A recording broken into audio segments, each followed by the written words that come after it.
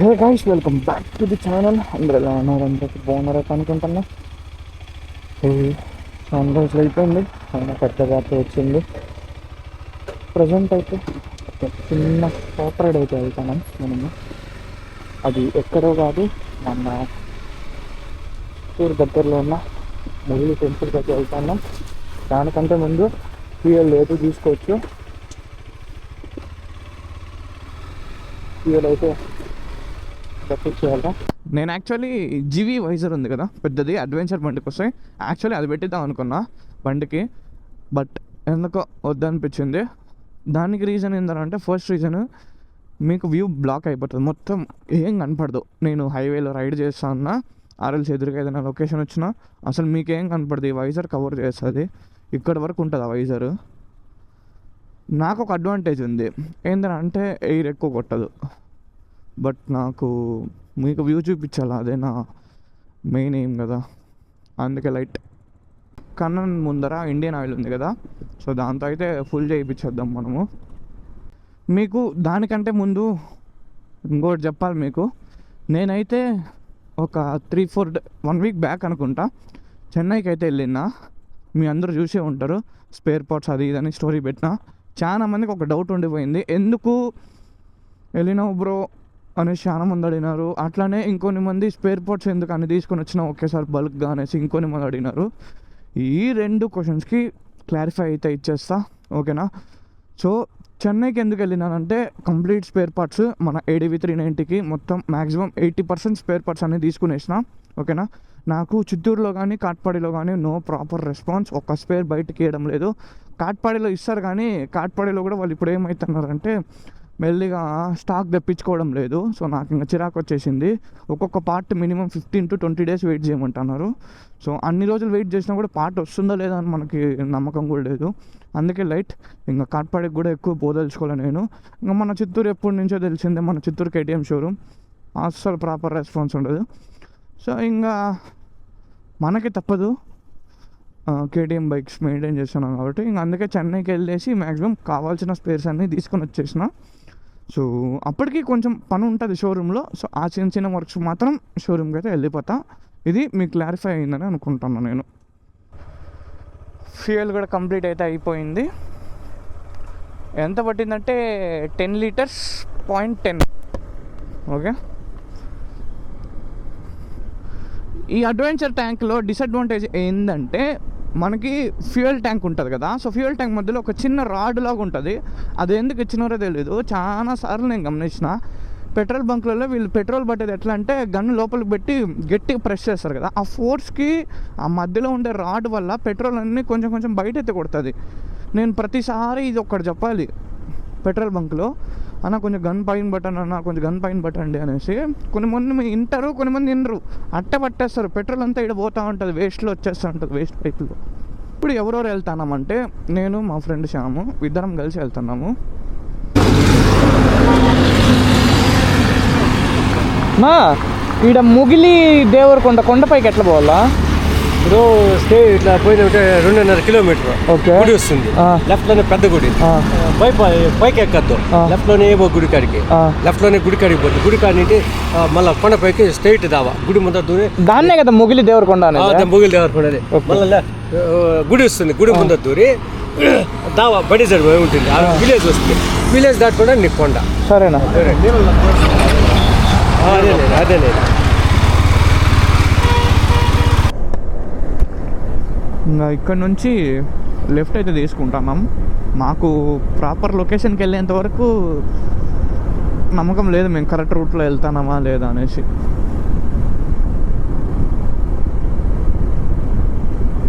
Actually నేను అడిగింది వచ్చేసి ముగిలి దేవరకొండ అనేది ఆ కొండనేనా అని అడిగినా, అది కూడా కన్ఫర్మ్ చేసుకున్నా. సో ఆయన అదే అన్నాడు.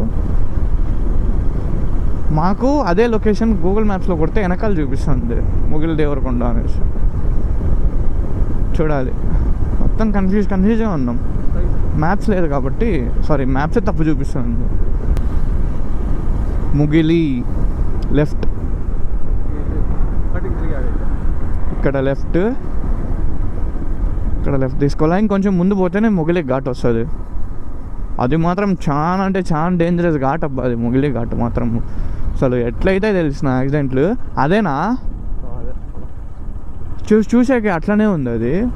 నేను యాక్చువల్లీ రీల్స్ కూడా చూసిన మొగిలి దేవరకొండ కొండ ఎట్లుంటుంది అనేసి, కొంచెం చూసాక అట్లనే ఉంది అది.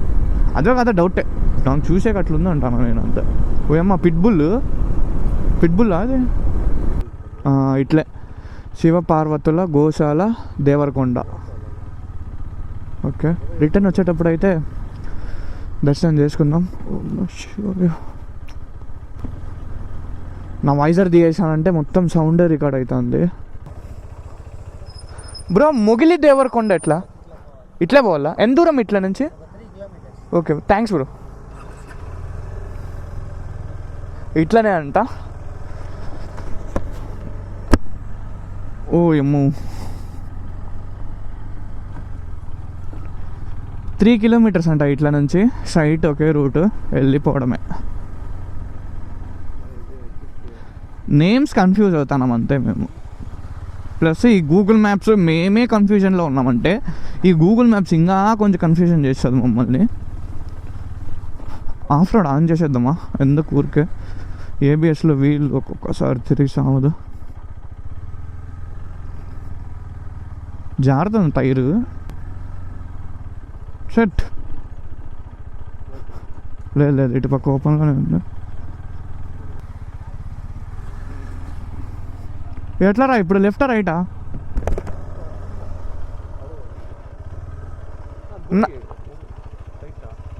ఎట్లా? ఓకే, అసలు నాకైతే అర్థమే కాలే.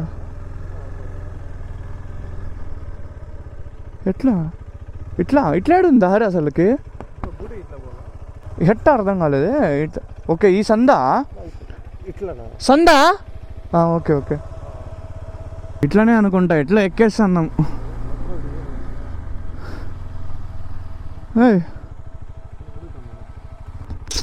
ఎట్ట రాంగ్ రూట్ వచ్చేసినాం రా. అట్లా వెళ్ళాలా అనుకున్నా. శ్యామ్ అడేదో మట్టి రోడ్ చూపిస్తాను చూడు, కనిపిస్తుంది నీకాడ. నేను ఇంకా మొత్తం ఆఫ్ రోడింగ్ ఉంటుందేమో అనుకునేసిన. ఆ చెల్లి ఎవరో మంచిగా చెప్పింది, అన్న కింద అన్న పైన కాదనేసి. తదా దేవరకొండకి ఎట్లా పోవాలా? లెఫ్టా? Okay left. ఓరి నాయన మామూలు లేదు ఈ రోడ్డు. ఈ మ్యాప్స్ని నమ్ముకున్నప్పుడు కానీ ఇట్లా హ్యాండ్ ఇస్తాయి, దాని బదులు ప్రశాంతంగా ఇట్లా లోకల్ వాళ్ళని అడిగి తెలుసుకొని వచ్చేదే బెస్ట్ అన్నాడు. ఇది ఇంకంతే నాకు తెలిసి ఈ రోడ్డు ఇంకా డైరెక్ట్ కొండపైకే అనుకుంటా. ఇక్కడ కొంచెం గట్టిగా ఉంది కాబట్టి మనం వచ్చేసినాము, లేదంటే అసలు ఛాన్సే లేదు. అస్సలు అయిండదు, అంత మట్టిగా ఉండదు. ఆఫ్ రోడింగ్ ఉంది కానీ మరి అంత ఎక్స్పెక్ట్ చేసినంత ఏం కాదులేండి. వచ్చేయచ్చు, ఈజీగా వచ్చేయచ్చు.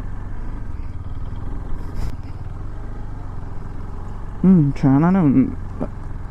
ఇక్కడ చూడండి వంక ఏదో పోయింది, అది ఆ వంక వల్ల కట్ అయిపోయింది అది రోడ్డు. అలాంటి రోడ్లలో చాలా జాగ్రత్తగా రావాల.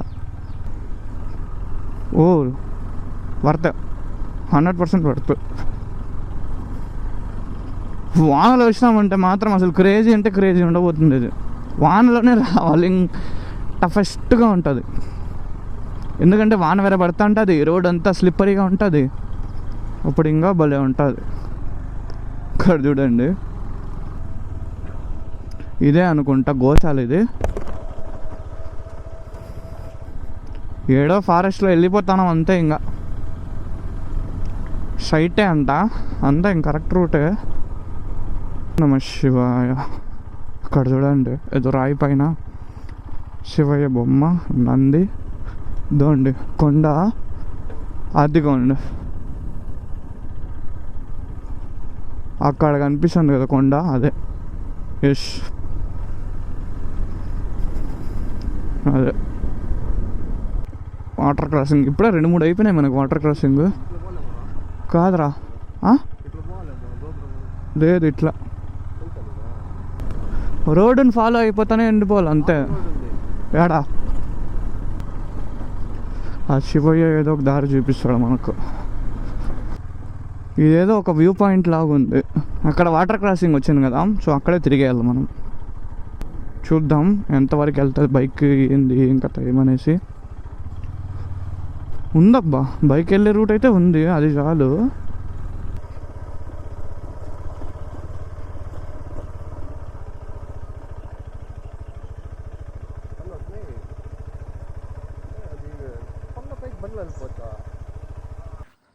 యాక్చువల్లీ ఇక్కడ కనిపిస్తుంది కదా కొండ, సో అక్కడి వరకు వచ్చి రిటర్న్ వెళ్ళినాము. వీడికి అయితే రూట్ తెలిసినట్టు ఇటు తిప్పి ఆడ ఒక ఇదిలాగా వచ్చింది కదా గోపురం లాగా, ఇది అట్లేరా అట్లేరా అట్లేరా అన్నాడు వాడు.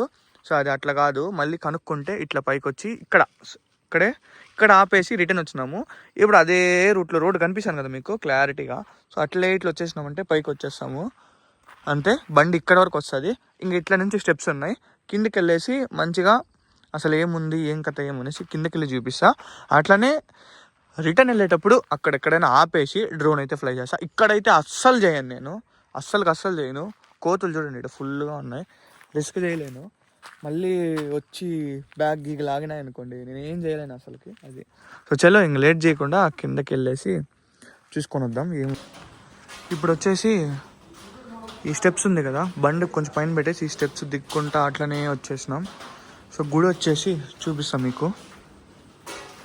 ఫైనల్లీ గుడి వచ్చేసినాం. సో ఇక్కడ వచ్చేసి కొండ కింద పార్వతమ్మవారు అంట ఉండేది ఇక్కడ. సో మొత్తానికి దర్శనం కూడా కంప్లీట్ అయితే అయిపోయింది. సో ఇక్కడ వచ్చేసి శివయ్య, పార్వతమ్మ, వినాయక స్వామి. అండ్ అక్కడ ఏదో కొండ కింద ఏదో ఫుల్ నీళ్ళు ఉన్నాయి, చాలా అంటే చాలా లోతుగా ఉన్నది. వీడైతే దర్శనం అయితే కంప్లీట్ అయిపోయింది. సో ఇక్కడికి వచ్చినప్పుడు టికెట్ అయితే తీసుకోవాలా, పర్ హెడ్ 20 రూపీస్ అయితే తీసుకున్నాం టికెట్. సో టికెట్ తీసుకొని మంచిగా దర్శనం అయితే చేసుకున్నాం, కొత్త ఎక్స్పీరియన్స్. సో చాలా హ్యాపీ, మంచిగా దర్శనం అయితే అయ్యింది. అండ్ కోతులు చూడండి, నాకు అదే భయంగా ఉంది. వీడు ఇంకొకటి ఏమంటే మేము ఎదుగుతాండేది వచ్చేసి ఒక శివలింగం నీళ్ళల్లో ఉంటుంది. సో దానికోసం అయితే వెళ్తా ఉన్నాము. చూసుకోరే జాగ్రత్త.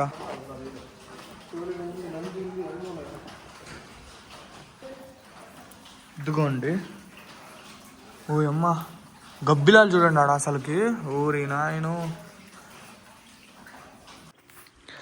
సో ఇప్పుడు డ్రోన్ అయితే ఫ్లై చేద్దాం. యాక్చువల్లీ అక్కడే ఫ్లై చేసిండల్లా, బట్ ఆడ కోతులు అన్నీ ఉన్నాయి. ఇంకా మనకు హరిహర ఫోర్ట్ ఇన్సిడెంట్ గుర్తే ఉంది కదా, అసలు రిస్క్ చేయలేను. ఒకవేళ మళ్ళీ నాకు ల్యాండింగ్ అప్పుడు కానీ ఆర్ఎల్స్ డ్రోన్ మీదకి ఎగిరి దూకినాయంటే కూడా నేను ఏం చేయలేను, అక్కడ ఫుల్ కోతులు. అందుకే కొంచెం ఇట్లా వచ్చేసి ఈడ ఫ్లై చేస్తాను మన డ్రోన్ని. లొకేషన్ అయితే క్రేజీ అంటే క్రేజీ ఉండబోతుంది. సో డ్రోన్ షాట్స్ అయితే ఎంజాయ్ చేయండి ఫస్ట్.